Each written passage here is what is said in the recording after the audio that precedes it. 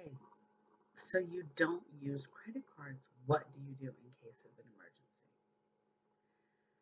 The best thing to do is to avoid the emergency. And of course, there are some emergencies that can't be avoided, but there are many emergencies that are not really emergencies at all. Car maintenance is an example of that. Oftentimes, car maintenance is just something that happens if you own a car. There's no emergency. If you need tires, it's not an emergency.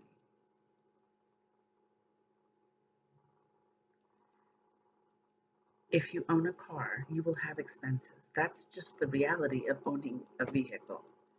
Okay, so instead of treating buying tires as an emergency or, needing to have something fixed on your car as an emergency, it's not an emergency.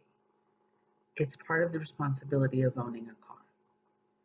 So I have always owned older vehicles, always. This is a choice I make on how I want to spend my money because for me, a car is transportation.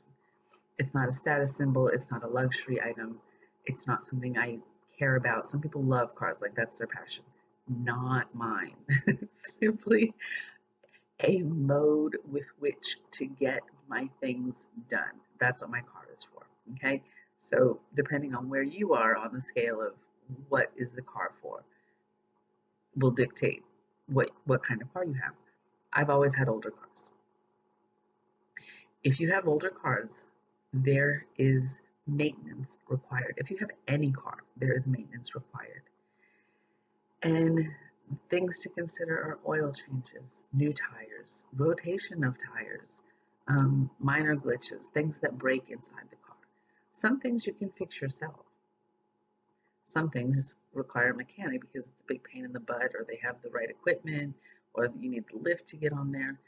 So if there's something that you can do, like add oil to your car, maybe not change it, but you can add oil to your car, keeping your car clean, keeping your car running, checking the batteries, um, cleaning the engine periodically. These are things you can do to maintain your car. So, what if you have a true emergency? Okay, you're driving down the highway, somebody smashes into you, your car is totaled. Sometimes your insurance will pay for you to have a rental, depending on what kind of insurance you have. Or maybe you need to buy a new car. Now, what are you going to do? Are you going to put it on a credit card? Are you going to go to a dealership and get into debt? So now that is an emergency. You don't have a car, or the car is going to cost a lot of money to repair that it's not worth it. You need another car. So if you are not using credit cards, if you are living a lifestyle that allows you to save money, because again, it's a choice. It's a choice, the kind of lifestyle that you choose to have, where you choose to spend your money, where you choose to spend your effort. And if you choose to save your money, then you have that emergency fund. You have $5,000 in the bank, so you can go out and you can get a car that's maybe $3,000 so it doesn't wipe you out. Or, God forbid, if you really have to have that car payment, because some people love having a car payment. I personally cannot understand that. Some people love having the car payment. So, if that's the case, then buy a car that you can afford that you can pay off in 6 months or a year. So, take that chunk of change that you have in your bank account, put a big, huge chunk towards the purchase of a vehicle so that you don't have to have a 5 year loan, or you can pay your 5 year loan off in 6 months or 8 months, depending on how you choose again to spend your money. So let's say it's another type of emergency. The emergency is my appliance has broken.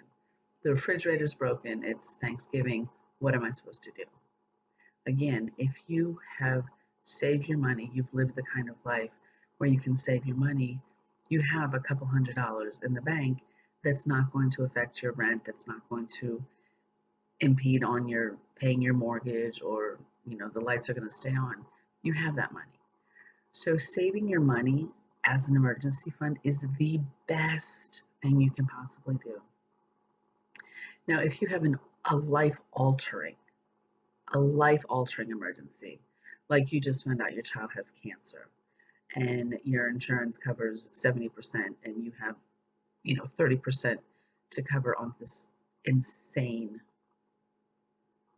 medical bill. Okay, that's a different kind of emergency. In that case, obviously, if you have, a $40,000 hospital bill, that's a huge, huge burden. That is a true emergency. In that case, work with the hospital. See if there is any sort of advocacy program for children with cancer, or the hospital will give you some discount if you're self-pay. A lot of times hospital bills can be negotiated. They're business transactions. And don't take whatever they're telling you at face value. Look at the bills, look at what you're being charged for, because sometimes there are bogus charges on there. And you can start to like whittle that number down. I have a whole nother story about that. But if you prepare for emergencies, so let's say you do, God forbid, have something terrible, catastrophic happen, and you have this crazy medical bill, and let's say it's $40,000. If you have money in your account, a savings, if you have $10,000 in there, you can say to the people, can we do a discount? Can you offer me some discount if I pay you $5,000 cash today? What kind of payment program can I get on? Or what kind of reduction can I get? Try to get the reduction instead of the payment program. Try to get that bill as low as you possibly can. And if you are not in your right thinking mind, like let's say, you are just so upset, so distraught, you can't even form sentences at that point, find somebody to help you.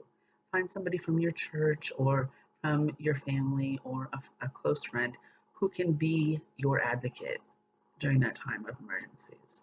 But having a cushion, having a savings account, having money in your bank account can alleviate so many pretend emergencies like tires and true emergencies like medical life and death things.